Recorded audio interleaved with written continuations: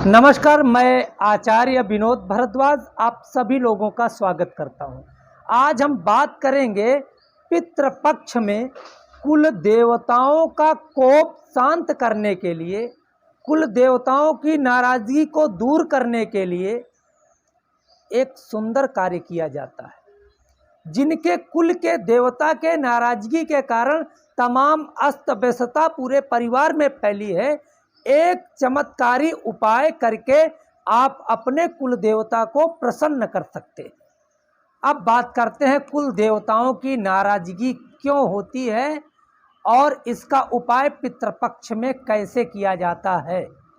लेकिन सबसे पहले हम आपको जानकारी दें, ये वाराणसी का पंचांग है और त्रयोदशी को पितृ देवताओं की नाराजगी को दूर करने के लिए शास्त्रों में लिखा गया है कि त्रयोदशी के दिन एक विशेष कार्य आपके कुल देवताओं को खुश करता है।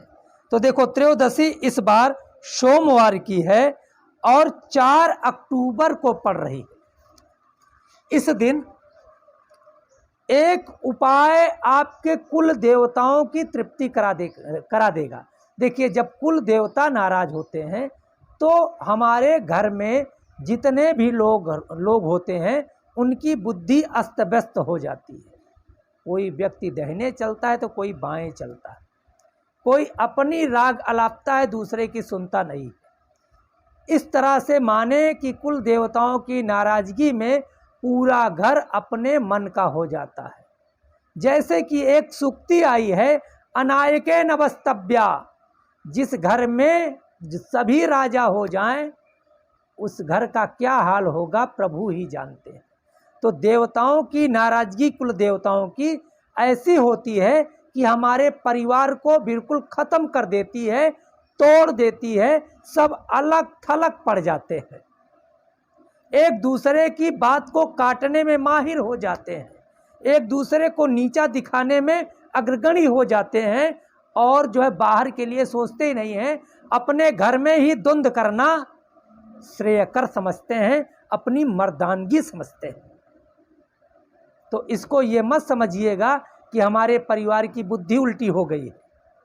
हमारे परिवार के जो सूक्ष्म देवता हैं, जिन्हें हम कुल देवता कहते हैं, देख तो नहीं सकते परंतु हमारे पूरे परिवार की डोर हमारे कुल देवता के हाथ में होती है, वो नाराज हो गए होते हैं। तो पितृपक्ष में त्रयोदशी के दिन एक आटे का पिंडदान, आटा गूंथ करके, वैसे जौ का आटा मिल जाए तो सबसे बेस्ट है, नहीं तो आप जिस आटे की रोटी खाते हैं उस आटे का एक गोल पिंड आप जो बनाइए, थोड़ा सा कच्चा दूध और सफ़ेद तिल, हल्दी, चावल, इसके साथ साथ सफ़ेद फूल, एक दोने में उस आटे के पिंड को रख करके ओम कुल देवतायै नमः इस मंत्र का पाठ करके दोना में आप रख दें। लेकिन ध्यान रहे, क्योंकि पितरों को पिंडदान इधर से किया जाता है, अंगूठे और इसके बीच से, लेकिन देवताओं को इधर से किया जाता है, तर्जनी उंगली के इधर से। तो इधर से रखिएगा और बोलिएगा कुल देवतायै नमः।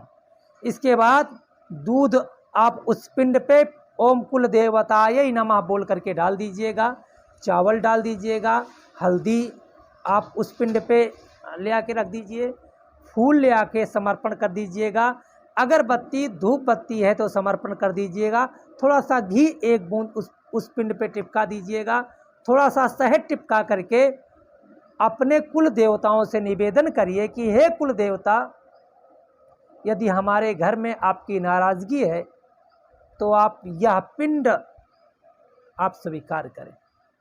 पिंड होता क्या है? पिंड हमारे परिवार का एक तरह से एक प्रारूप है। पिंड के द्वारा हम लोग हैं, हम लोग पिंडज में आते हैं। वह पिंड का मतलब हम आपको अपने पितरों को समर्पित कर रहे हैं कि हे पितृदेवता, जो भी गलती हो गई है उसे आप क्षमा करिए और हमारे परिवार पे कृपा दृष्टि बरसाइए, हमारे परिवार को एक तंतु में जोड़िए। क्योंकि कहा गया है संघे शक्ति कलयुगे, कलयुग में जिसके घर में संघ है वही शक्तिशाली है, वही शक्तिमान है। तो आशा है यह कार्यक्रम आपको पूरी तरह से समझ में आया होगा। यदि नहीं आया है तो कमेंट बॉक्स में आप जा कर के लिख भेजिए जो भी विषय समझ में नहीं आया है। कार्यक्रम अच्छा लगा है तो आपका परम कर्तव्य है इस कार्यक्रम को शेयर करें और हमारे YouTube चैनल को सब्सक्राइब करें। ये मैं पूरी इच्छा शक्ति से आपको कह रहा हूँ। आप लोगों का बहुत बहुत धन्यवाद। नमस्कार।